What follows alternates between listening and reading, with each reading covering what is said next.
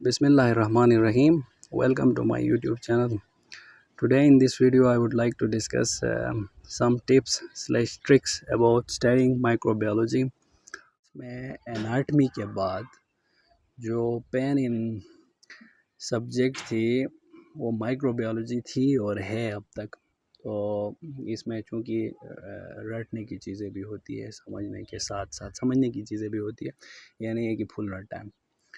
तो इससे रिलेटेड मैं कुछ रिसोर्सेज आपसे 3 रिसोर्सेज शेयर करूँगा, समझने के लिए और रटने के लिए भी एक रिसोर्स। तो एक बुक है, बुक जो रीड कर सकते हैं उनके लिए बहुत अच्छी बुक है, ridiculously made simple microbiology. Ridiculously made simple RMS series उसकी पूरी सीरीज़ है, लेकिन ये माइक्रोबायोलॉजी वाली कमाल की बुक है। वो उसका ग्रेट फीचर जो है, ज़बरदस्त फीचर ये है कि उसमें कॉन्सेप्ट को पहले उसने एक्सप्लेन किया है ऐसे जैसे कोई स्टोरी बता रहा हो, अच्छे से ज़बरदस्त तरीके से एक्सप्लेन किया है। और ये पहली बुक है जिससे मुझे ग्राम पॉजिटिव और ग्राम नेगेटिव में डिफरेंस, क्लिनिकल उसकी इम्प्लीकेशन समझ आई थी। इसने वो प्लस बना के ऐसे कि पेप्टिडोग्लाइकेन की क्रॉस लिंकेज ज़्यादा होती है और इसे माइनस बना के कि सिंपल पेप्टिडोग्लाइकेन होते हैं। मतलब ये आप रीड कर लें, इसमें ग्रेट फीचर ये कॉन्सेप्ट को एक्सप्लेन करने के बाद एंड पे इसने एक टेबल बनाया होता है जिसमें वो माइक्रोबायोलॉजी के फैक्ट्स जो आप समझ के आए होते हो पीछे सारा, तो इस बुक को आप एक बार कंप्लीट रीड करें, दूसरी बार इसको रीड करने की ज़रूरत नहीं पड़ती। सिर्फ वो जो टेबल्स, कॉन्सेप्ट्स के टेबल्स इसने एंड पे बनाए हैं टेबल्स, वो आप रीड कर ले तो आपका ज़बरदस्त तरीके से हो जाएगा। अब दूसरा रिसोर्स जो है वो लेक्चर्स है। जिस तरह कैप्लान सीरीज़ है उसी तरह एक सीरीज़ है बेगर्स, उसमें मेमोरिब्यूश के माइक्रोबायोलॉजी और इम्यूनोलॉजी के लेक्चर नोट्स और लेक्चर्स, उसके लेक्चर्स कमाल के हैं। ये मैंने अपने जूनियर्स को रिकमेंड किया था, तो एक जूनियर ने कहा कि यार ये मुझे डायरेक्ट समझ नहीं आ रही है ना मैम, अजीब व गरीब बातें करती है।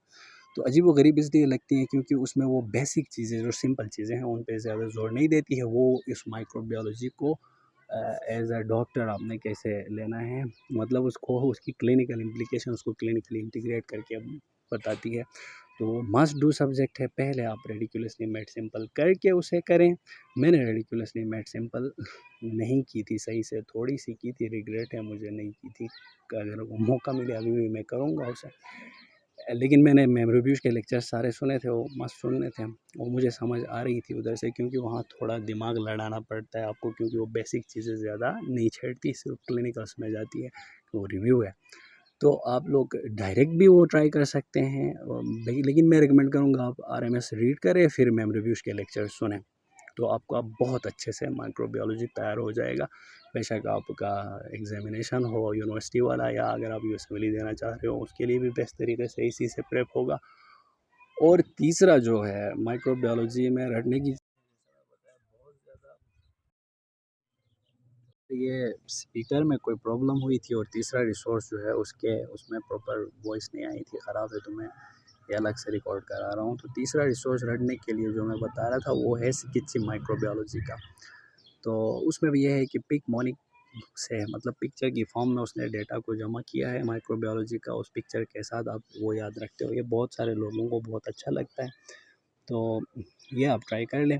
लेकिन मैं ये रिकमेंड करूँगा कि पहले रेडिकुलसली मेड सिंपल से रीड कर लें, मेमोरिब्यूज के लेक्चर देखें, फिर याद रखने के लिए अगर आप चाहते हैं तो स्किचिंग माइक्रोबायोलॉजी के जो लेक्चर्स है उसके वो देख लें। उसमें वो एक्सप्लेन करता है, पिक्चर के अंदर उसने इन्फॉर्मेशन छुपाया हुआ है, पिक्चर याद रह जाती है और साथ में इन्फॉर्मेशन आपको रिट्रीव करना पड़ता है। ये अच्छा रिसोर्स है रटने के लिए।